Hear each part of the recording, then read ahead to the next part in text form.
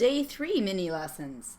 How to add an MP3 song to the PowerPoint with transitions. And part 2, how do we upload the final project to Moodle for your course.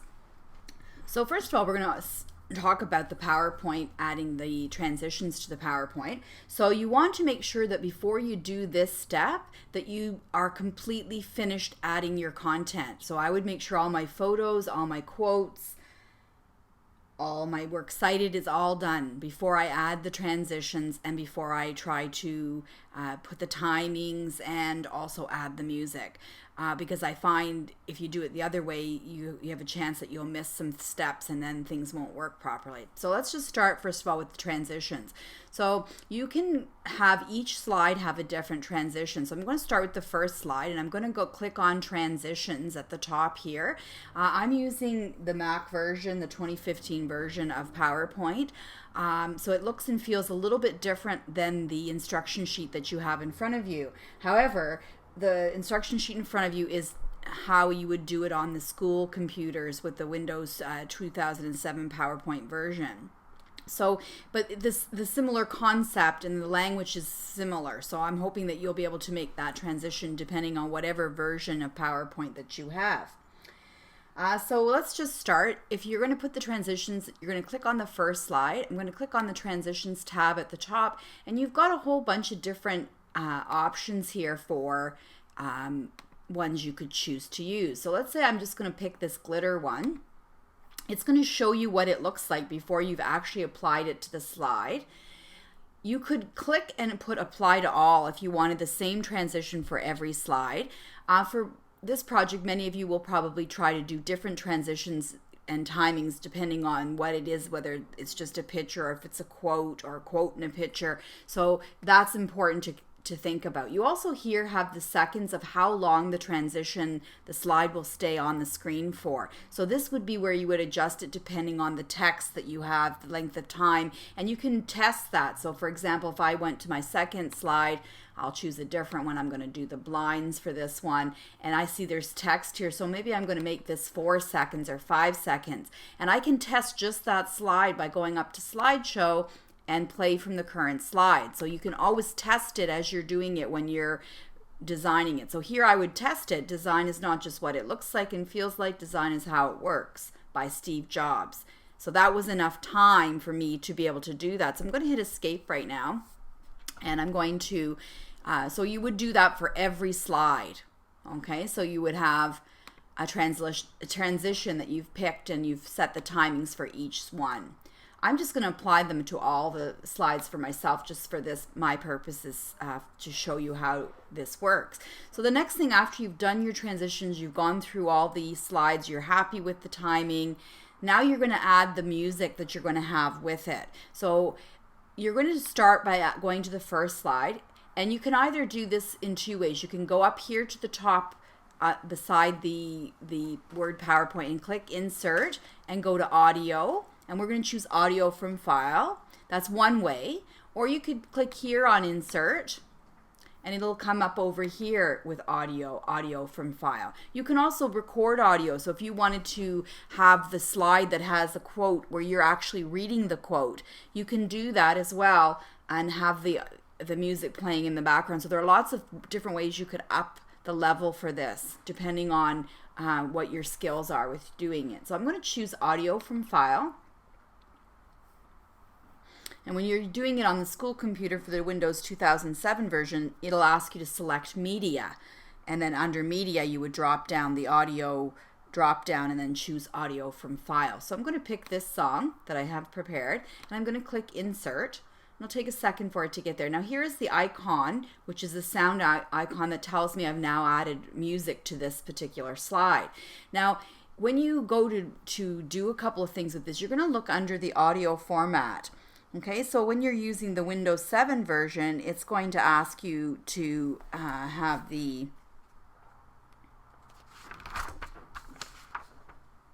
audio tools is what it's called. So it's similar things, and you're looking for the same thing. So you're looking to find where you see the start information. So you want to click on this and you want to say that you want it to start automatically. You want the music to play as soon as the slideshow starts. And then you want to look for something that says play across all slides, which means that it won't stop when the slide transitions to the next one. You want them to continue playing for the whole PowerPoint slideshow for your photo essay. So that's once that's set, it's all done. And then you might want to also hide that icon during the playing of the show. So I'm going to click that, and I'm going to move it down to the corner just so it's not as in the middle. And then I would test it to see that it is in fact playing across all slides. So I'm going to go to the slideshow again, and I'm going to say from the start this time.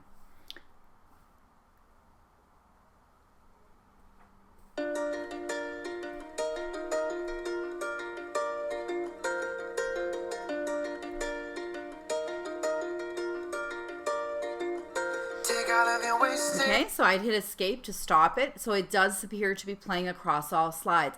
If you find that it's not doing that, you go back to the main slide, you want to click on your icon and then go to the audio format or audio tools depending on what you're looking at, and looking for playback. So you want to find where it says start across all slides and this kind of information. So the 2015 version has made it really intuitive, so it's all on one page.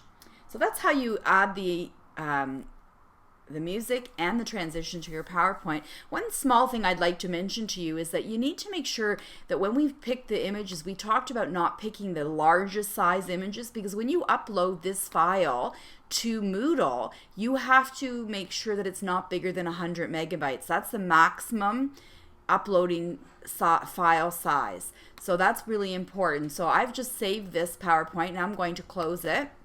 So you're going to go to the library or school website. When you click on students, it should have an option for Moodle. This is a really fast way to get there. I know a lot of students will just go to Google and type in Moodle. You're going to log into Moodle with your username, which is your student number, and your password. And we're going to log into it. And hopefully you've already been to the grade 9 Moodle. I have it already saved here. It's called, and if you don't, I have the instructions on your handout. If you haven't gone to Moodle, you could go there. And when you go there, I've given you the instructions. It's on page 13 if you're looking at all courses. So let me just quickly show you that. If we go to all courses, you're going to go to secondary. And then you're going to choose West area because we're in the West. And then you're going to pick Emily Carr, and the grade 9 Moodle is on page 13.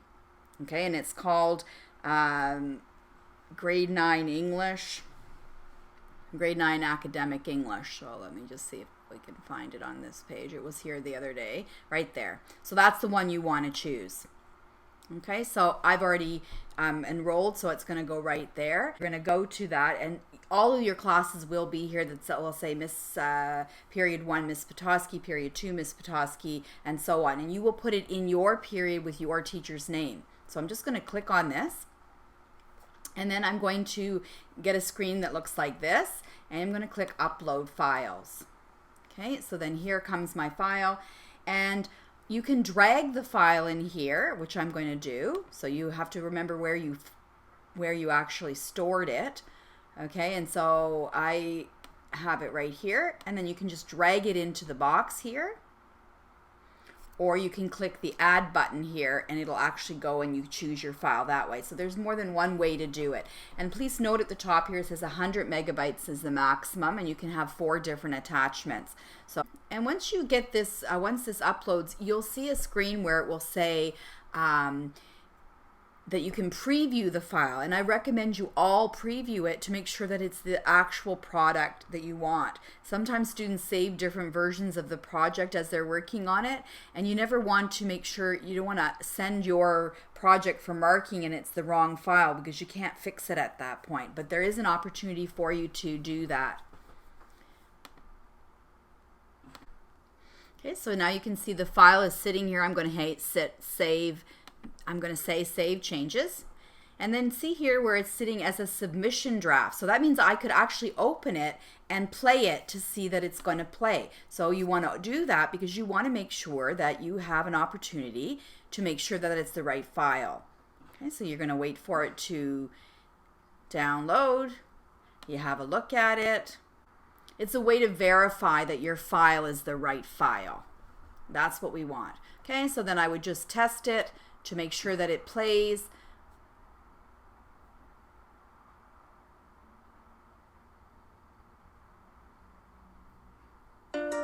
And it does. So we know that that's the right file, so we can close that. And then if that was the wrong file, you can edit these files and put the right one up. And then when you hit send for marking, that means that your teacher knows that that's the final product. You must send it for marking. Okay, if you don't do this step, your teacher may assume that that's just a draft version. So 2 things. You want to upload it, test it to make sure it's the right file, and then send it for marking, and you're all done. Now that was easy.